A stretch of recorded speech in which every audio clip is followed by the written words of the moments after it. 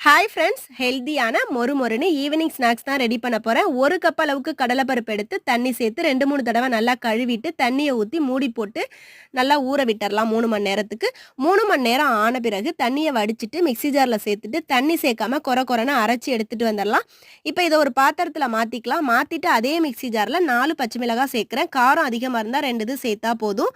1 inch அளவு இஞ்சி துண்டு, ஒரு 5, 6 பூண்டு பல், 1 டீஸ்பூனுக்கு ஜீரகம் சேர்த்து தண்ணி சேர்க்காம கொரன்னு அரைச்சு எடுத்துட்டு வந்துட்டு, அதையும் நம்ம அரைச்சு வச்சிருக்க கடலைப்பருப்பு கூட சேர்த்துக்கலாம். சுத்தம் பண்ணி வச்சிருந்த முருங்கைக்கீரை 2 கைப்பிடி அளவுக்கு சேர்த்துக்கலாம்.